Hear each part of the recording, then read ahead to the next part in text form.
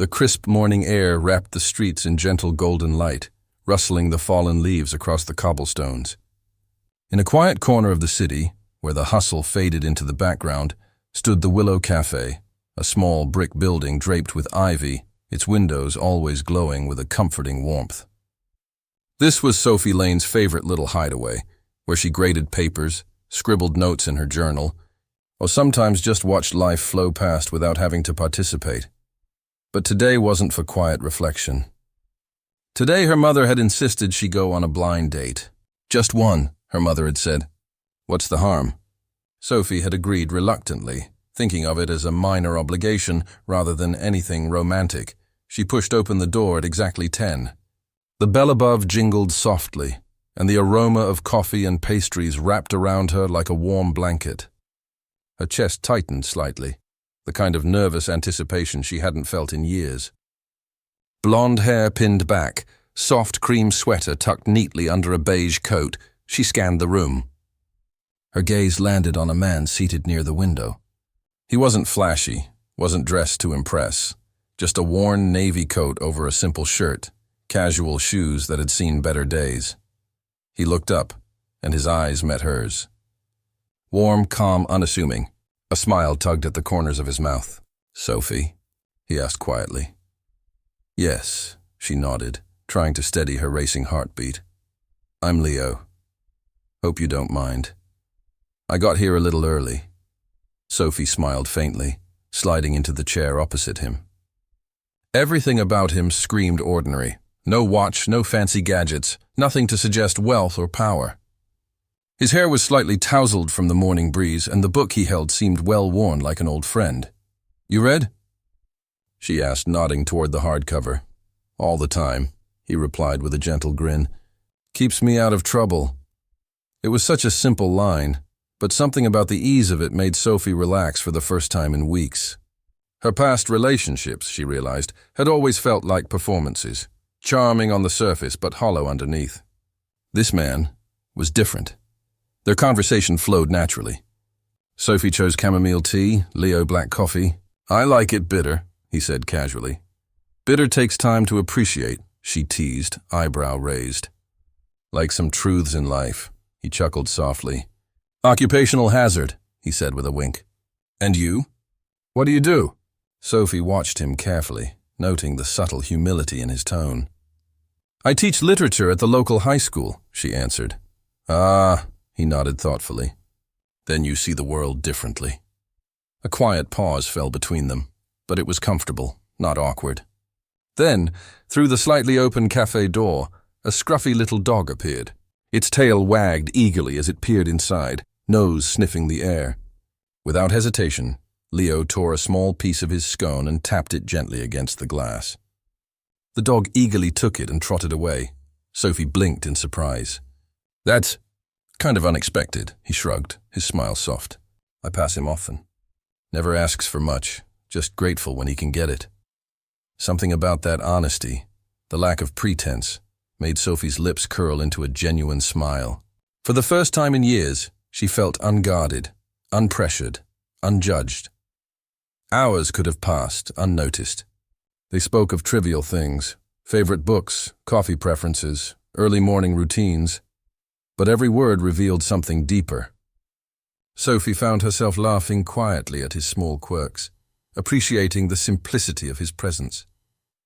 She noticed how he never once asked about her ex, her past heartbreaks, or why she seemed to guard her smiles carefully. Instead, he listened, he observed. He offered words only when they held weight. By the time they left the cafe, the golden sunlight spilling across the street seemed brighter than it had that morning. He didn't ask for a second date. There were no dramatic declarations, no over-the-top gestures. Just a quiet, "It was really nice meeting you, Sophie. I hope your day is gentle." And somehow that felt enough. Over the next few weeks, Sophie found herself returning to the cafe more often, sometimes to grade essays, sometimes just to sit and breathe. Coincidentally, or maybe not, Leo appeared there as well, always alone, always quietly observing, sometimes scribbling notes in a leather-bound journal, sometimes just watching the world drift by the window. The tension built gradually, slow burn style. Every act he performed, however small, created subtle curiosity and emotional attachment. A shared glance here, a quiet laugh there, the gentle rhythm of familiarity. The audience, like Sophie, wants to see what this ordinary man is really about. One rainy Tuesday, Sophie's umbrella broke on the way to school. She tried to walk quickly, embarrassed by her soggy state, when a familiar voice called, "You look like you could use a small miracle." Turning, she saw him, Leo, holding a large, slightly dripping umbrella. "Take it. I'll survive," he said with a grin, stepping back into the rain without hesitation. It wasn't dramatic, it wasn't flashy, but her heart twisted, warmed, and something inside her shifted. The weeks after Sophie and Leo's first meeting at the Willow Cafe unfolded slowly, quietly, almost imperceptibly, yet each passing day drew them closer. There were no grand gestures, no lavish dinners, no expensive gifts, but that was precisely what made every encounter feel so real, so grounded, so relatable. Sophie would often arrive at the cafe early, her scarf wrapped loosely around her neck, books tucked under her arm. Leo almost inevitably would appear moments later. Sometimes he was reading a tattered novel, sometimes scribbling in a worn leather notebook, and occasionally, he simply observed the world from his corner near the window. Their interactions became a subtle rhythm. He never pressured her. He never forced conversations. Yet, every smile, every thoughtful pause, every tiny act of care seemed intentional.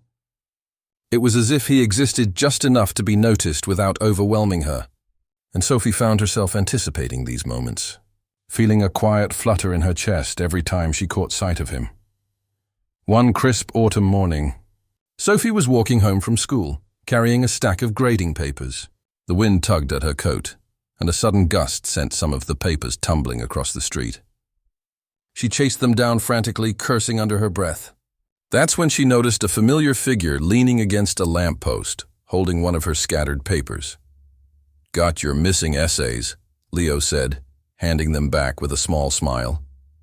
"You might want to secure that stack better next time," Sophie laughed. A real laugh, not the careful kind she reserved for strangers or co-workers. "Thank you. I swear the wind is conspiring against me today." He shrugged as if it were no trouble at all. "The wind and I have a silent truce. I help when I can." It was moments like these that made Sophie wonder, who is this man really? Something in his eyes suggested depth beyond what he revealed. His casual demeanor masked intelligence. His calmness hinted at experience. His subtle acts of kindness reflected a life lived with purpose. Over the following days, small incidents continued to weave a tapestry of emotional connection. A neighbor's cat was stuck in a tree, and Leo appeared out of nowhere to gently coax it down. A student at Sophie's school mentioned needing a winter coat, and by the next morning, a neatly folded jacket sat on the coat rack. No note attached. Each action, seemingly unrelated, created an invisible thread linking them. And yet he never spoke of himself beyond vague references to work with foundations or helping schools. Every time Sophie tried to inquire further, he would smile and deflect politely. "Not much to tell," he'd say. These small gestures, repeated over time, were carefully crafted tension points for the narrative. The audience is drawn in by curiosity. Why does he remain so humble? Why does he avoid talking about his life? The emotional hook here is mystery wrapped in kindness, and it keeps viewers glued to the story, waiting for the eventual revelation.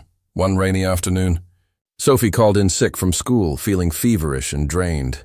She curled up on the couch with a blanket, attempting to sip warm tea without spilling it on her lap. A faint knock at the door startled her.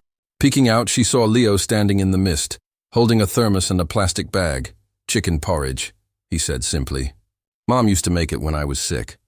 "Thought it might help." Sophie hesitated, then stepped aside. He came in just long enough to place the food in her lap, check her forehead, and leave quietly. No dramatics, no speeches, no expectations, only care. As the days passed, Sophie began to notice patterns. He appeared when she needed assistance but never sought acknowledgement. He helped the students at her school but remained in the shadows. He offered kindness without drawing attention.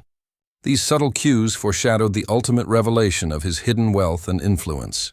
Meanwhile, their conversations deepened. Sophie found herself sharing small pieces of herself she had never shared with anyone.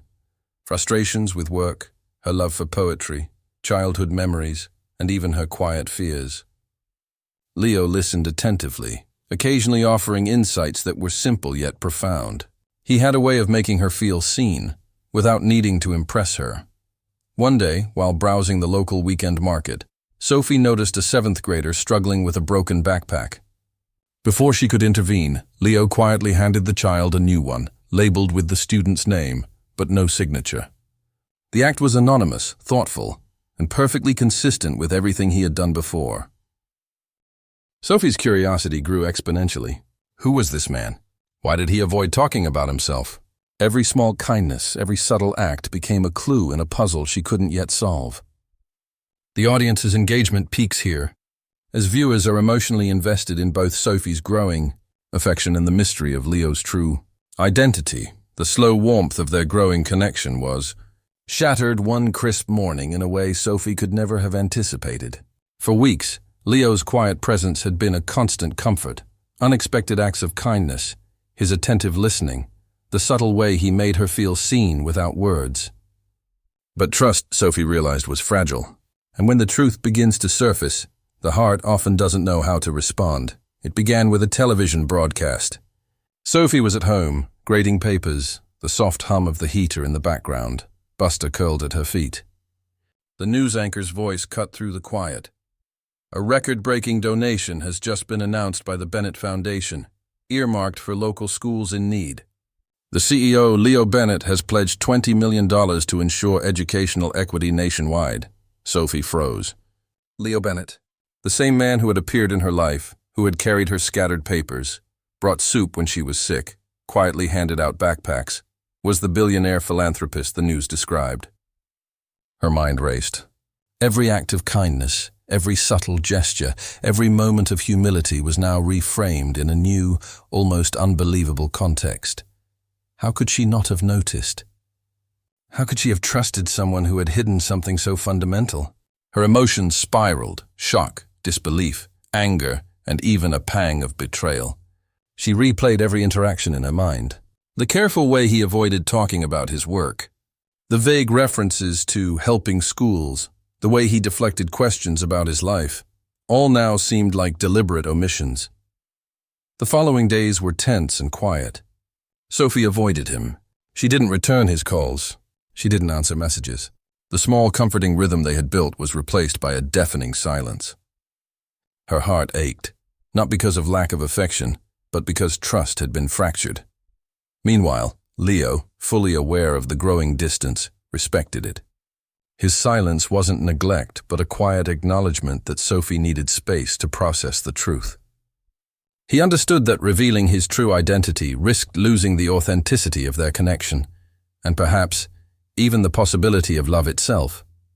Sophie's internal conflict was intense. She reflected on every moment. The umbrellas in the rain, the anonymous backpacks, the thermos of chicken porridge delivered when she was sick. None of these had been about money or status, yet his silence had created a shadow between them.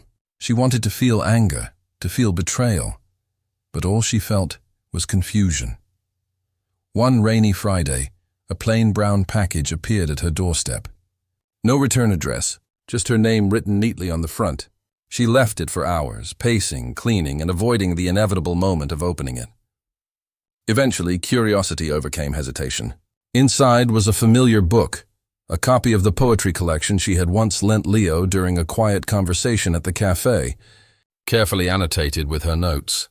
Tucked inside was a folded letter, written in Leo's unmistakable handwriting. Dear Sophie, I have started this letter a dozen times, torn it up, started again. Words have never failed me until now. You once told me that silence can be kinder than explanation, but sometimes silence is just fear in disguise. I was afraid. Not of you, not of love, but that the truth of my life would change the way you saw me. I have spent years trying to be nothing more than myself, without titles, without recognition, without expectation. I never intended to deceive you. I only wanted to be loved for who I am, not for what I possess. If you can forgive me, I will be waiting where we first met. Same time, no titles, no pretense, just me. The letter, simple yet heartfelt, ignited a storm of emotions in Sophie. The betrayal of a mission battled against the evidence of authentic care. Every act he had performed, the umbrellas, the care for her sick days, the quiet help for students, was not for show, not for attention, but because it was who he was. She sat with the letter clutched in her hands, tears streaming down her face. Her heart ached, but a small, resilient hope flickered within her. Could she trust again? Could she accept that someone who had hidden such a significant part of themselves could still be genuine in every other way? The next Saturday, Sophie arrived at the Willow Cafe early, her heart racing in anticipation. The bell above the door jingled softly, and there he was. The same worn navy coat, the same quiet presence, the same gentle smile. No suit, no CEO persona, no fanfare, just Leo. Standing as he always had, offering only himself. "Hi," he said softly, uncertain whether she would speak or turn away. Sophie looked into his eyes, the storm of confusion and pain slowly giving way to understanding. "Hi," she whispered back. And in that single word was forgiveness, acceptance, and the recognition that love was more than grand gestures. It was about being present, being consistent and being seen. They sat together, not needing to fill the silence with words. The quiet moments, the small gestures, the honest presence, they spoke volumes. Outside, the city moved in its usual chaotic rhythm. But inside, at that small table, the world was perfectly still. The moment Sophie recognized Leo for who he truly was, the quiet man who had carried her scattered papers, fixed small injustices, and brought chicken porridge to her sick apartment, something shifted. The tension that had gripped her chest for days began to unravel. Forgiveness was not instant, but it came slowly, quietly, like a soft tide washing over hardened stones. They returned to the cafe where it had all started. This time there was no pretense, no hesitancy. They were two people who had glimpsed the truth in each other and accepted it. Sophie still carried her curiosity, still held her heart cautiously, but she allowed herself to feel again. Leo, in turn, made no promises of grandeur or spectacle. He offered only presence, honesty, and the steadfast consistency that had first drawn her in. "Can we start over?" he asked softly, a faint smile tugging at the corner of his lips. Sophie studied him. She thought of all the small moments, the umbrellas in the rain, the anonymous backpack for the shy student, the thermos of porridge. Every act had been a declaration of care, devoid of ego or display. She nodded slowly. "Yes, we can start over." From that moment, their connection deepened. They no longer measured love in grand gestures, but in quiet, meaningful actions. A hand held at the right moment, a warm smile when words failed. The shared comfort of silences that spoke more than speech ever could. Leo's generosity became increasingly visible, though always understated. Students at Sophie's school began to notice small miracles. Scholarships delivered anonymously, new books in the library, art supplies for those who could not afford them. Yet no one ever knew the benefactor's full identity. The actions were small but transformative, echoing the kind of understated heroism that viewers instinctively root for. One Saturday, Sophie and Leo volunteered together at a local book drive. Watching him patiently help students select books, she realized the depth of his character. It was consistent, authentic, and entirely selfless. He didn't seek attention. He didn't flaunt wealth. He simply acted, guided by a quiet moral compass. Sophie found herself drawn into the rhythm of giving, inspired by Leo's humility. They repaired fences for elderly neighbors, carried boxes of food for struggling families, and even repaired a broken playground swing, their hands dirty, their laughter echoing in the crisp air. The audience sees these actions as tangible proof of character and integrity, strengthening the emotional bond and providing visual storytelling hooks for engagement. Amidst the acts of kindness, their romantic connection flourished. Leo listened to Sophie's daily musings, her worries and even her silences. He never interrupted, never rushed, never demanded. Every conversation was a dialogue, not a performance. Sophie felt truly seen, understood and appreciated for the first time in years. Yet, even as trust rebuilt itself, The audience senses subtle internal stakes. Will Sophie ever fully accept Leo's world? Will she reconcile his hidden billionaire identity with the humble, caring man she loves? These questions maintain viewer retention, ensuring engagement through curiosity and emotional investment. One evening, Sophie returned home to find a thank you note from a student tucked into her mailbox. It read, "Thank you for believing in me. You've changed my life." There was no signature. Sophie looked at Leo, who simply shrugged with a small smile. "Some things are better left unnamed," he said. That evening, they sat together on the porch, sipping tea. Leo's gaze lingered on the small garden Sophie had planted with her mother, the wildflowers swaying gently in the breeze. "You've built something beautiful here," he murmured. Sophie smiled softly. "Not just me. You've helped, even if you think you didn't." The weeks after their quiet reconciliation unfolded like a carefully composed melody, each note familiar yet infinitely comforting. Sophie and Leo had settled into a rhythm neither had experienced before, a life defined not by drama or spectacle, but by steady presence, trust, and mutual respect. Their mornings began with the same ritual, the soft chime of the cafe bell, mugs of tea in hand, the hum of city life outside the window. Even the dog, Buster, seemed to sense the peace settling into their lives, curling contentedly at their feet. Sophie would sip her tea while Leo read quietly beside her, flipping pages of his worn leather notebook. They spoke in short sentences, gestures, and glances that conveyed more than words ever could. Yet the story of their love wasn't just private, it was quietly transformative in the world around them. The students Sophie taught began to notice the small miracles more often, scholarships arriving unexpectedly, books and art supplies delivered with notes of encouragement, anonymous acts of kindness that reshaped their days. Leo's role as a philanthropist was revealed not through ostentation, but through tangible, heartfelt impact. Every gesture reflected the same integrity and humility that had first captured Sophie's heart. One golden afternoon, Sophie and Leo decided to revisit the little cafe where it had all begun. Maple & Co., with ivy creeping along the brick facade, the warm aroma of roasted coffee beans and fresh pastries, had become the anchor of their story. Sitting at the same table where they had first shared nervous smiles, Sophie realized just how far they had come. "You've changed so many lives quietly," she said softly, her fingers tracing the rim of her teacup, "and you didn't once seek recognition for it." Leo glanced at her, a faint smile tugging at his lips. "Some things are meant to be felt, not announced." Sophie's eyes sparkled, a reflection of the love and trust that had grown steadily between them. In the simplicity of that moment, she felt it. A love that had been tested, strained, and ultimately strengthened by honesty and humility. Their shared life extended beyond small acts and quiet gestures. Leo's foundation had begun funding libraries, school renovations, and community projects, often using Sophie's insights from her work as a teacher to guide impactful decisions. Their collaboration was seamless. She brought compassion and clarity. He brought resources and strategic vision. Together, they created something tangible, something that mattered not only to them but to the world around them. At home, their love manifested in ordinary yet profound ways. Breakfast together, laughter echoing through sunlit rooms, tending to the garden they had planted with hands full of soil and hope. The simplicity of shared routines became a canvas for joy.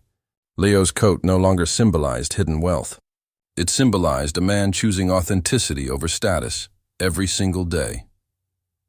One morning, Sophie found herself flipping through the pages of a notebook Leo had left open on the kitchen counter. There were sketches of school layouts, notes about book drives, even a list of students who had benefited from scholarships.